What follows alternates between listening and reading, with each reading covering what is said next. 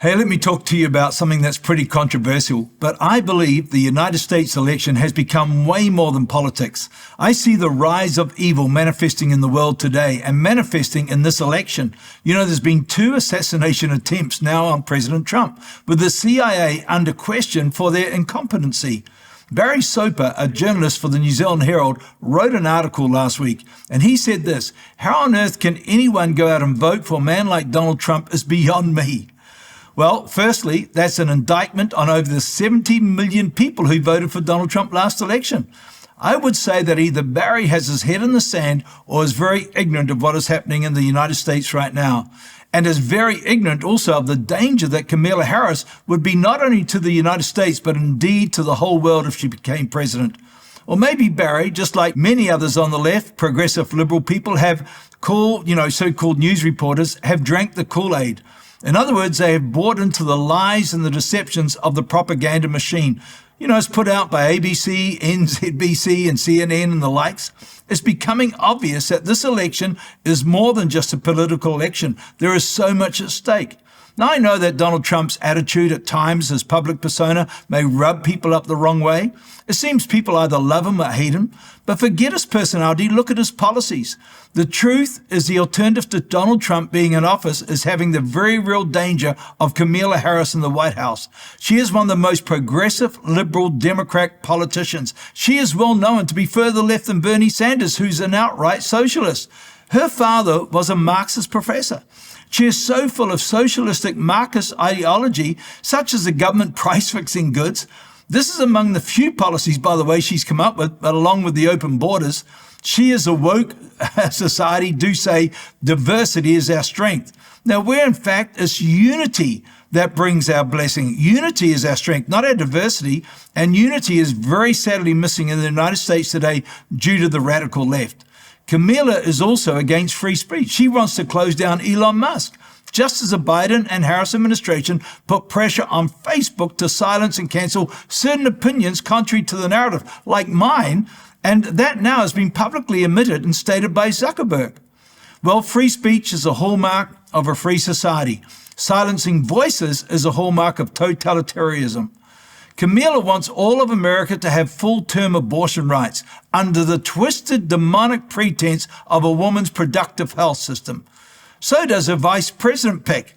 If you think Kamala is bad, take a look at Tim Walz, her VP, who wants a choice after birth. This is just plain evil, the killing of babies. She is all for children going through life-altering operations in the name of transgenderism. I have to say that too is just plain evil. Not only that, she wants to offer it to prison inmates and illegal immigrants free sex changes. Just take a look at what she's done over the past 4 years. Nothing, apart from letting over 10 to 20 million people, illegal aliens, crossing the Mexico border. Kamala's sole job was to secure the border. Yeah, right. The town Donald Trump was referring to regarding pets being eaten, which got all blown out of proportion, is Springfield. It's a town of 60,000 with now 20,000 new immigrants from Haiti. Now, it's causing all kinds of cultural problems. Many people have said that. The people who live there are becoming very distraught, and there have been all kinds of reports coming out. Remember, Haiti is a witchcraft capital of the world, sadly. Some say that animals are being used for ritual sacrifice. But 5% of Haitians have illegally now immigrated to America. 5%, think about that. Think of the problems that will cause. Think also about 20,000 migrants in a town of 60,000. But let us remember, Donald Trump did a great job as president, even under huge, colossal pressure for over 3 years. Pressure, accusations that's never been seen before. One accusation being that of the bogus Russian collusion hoax. Who could forget?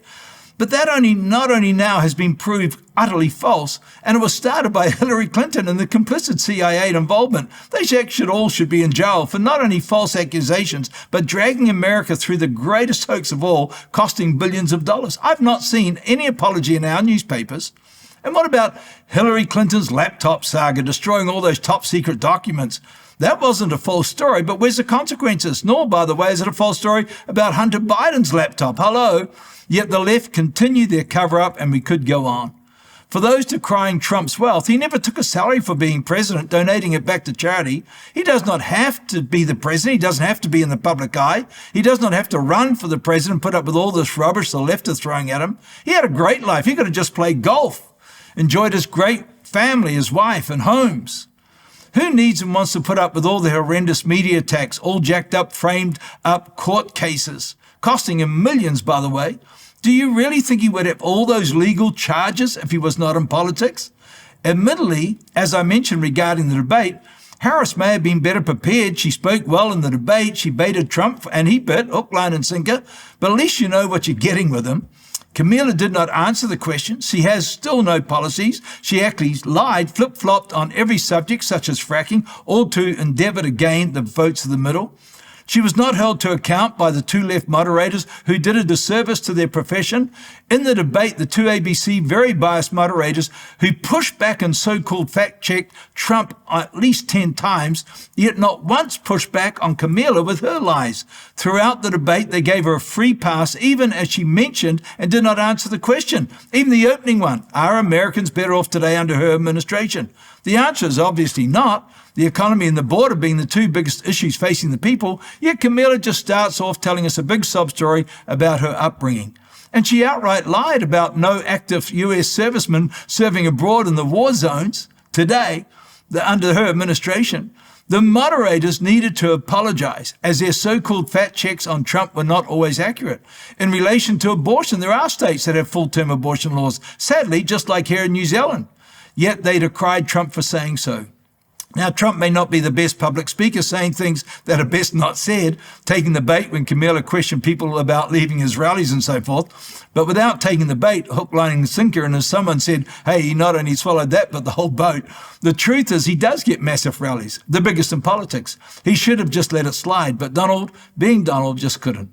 But let's be very clear, let's be very honest. When he was in office, the world was at peace. He made peace with North Korea. No missiles were fired under his watch. Even Barry Soper, he said that Trump riled up King Young John by calling him the little rocket man, and he did, but it worked. As even Soper had to go on to admit that Trump visited there and then sarcastically said, they ended up swapping love letters. But Trump went on to make peace in the Middle East with the Abrahamic Accords. Anyone else would have won the Nobel Peace Prize for that, but it went under the radar. But look at the Middle East today. What do you have under the Biden-Harris administration? Let's be very clear. The world today is on the brink of a nuclear war. I can recall the liberal left saying back when in 2016, if Trump gets in, there'll be economic collapse, world wars, etc. I've got all those press cuttings, and nothing like that happened. In fact, the opposite. But it's all happened under the Biden-Harris administration. Donald Trump had the economy pumping. Look at it today. Inflation was 1.7 when Trump handed it over, and then it rocketed under the first year under the Biden-Harris administration. People are struggling with the price of gas and food. I was just in America. Now, even under the massive, undisturbed pressure from the liberal media mob, the globalists, with such attacks that I've never seen before on any politician, Trump has achieved so much when he is in office than what Harris has done. And it's not even comparable. Imagine what Trump could have been done if he had just been left alone to get on with the job. But let's be honest, the reason the liberal, the left, the powers to be want Trump gone, even assassinated, and I've said that he would be, is that Trump is not a globalist. He is against the plans of the World Economic Forum and the World Health Organization, hence the reasons for the attacks like never seen before on anyone. I have said that there would be assassination attempts on his life, as I just mentioned, or something like that would happen to stop him from winning, God forbid, a world war. The truth is, he is a threat to the deep state, the powers to be. He's not a threat to democracy, as they would go on about. He's a hope of democracy in the United States. And I will say, if one of the most progressive, left, liberal in the Democratic Party, Kamala Harris, gets in, God help America. So too, can I just mention a very important point, which I've made before, but it's worthy of genuine consideration. How can a person who just a couple of months ago was the most unpopular vice president ever in history, the polls showed that fact, how could she go from a few weeks back, go from zero to hero, with now the media even calling her the joy of America due to her crazy laughter? This is so familiar to what happened here in New Zealand with Jacinda Ardern. in 6 weeks from an unknown member of parliament to the darling of New Zealand becoming prime minister. That was like another socialist agenda. The answer is the liberal, left, corrupt media. Articles like Barry Soper's article, not reporting the news, but making the news. So-called reporters giving their biased opinion. And people, unfortunately, believe what they read. They drink the Kool-Aid and are sucked into the system, which has happened here in New Zealand to the majority of Kiwis. Having just watched an excellent interview on Tucker Carlson with Charlie Kirk and also the Megyn Kelly interview, I am so glad to say, yes, there is still hope.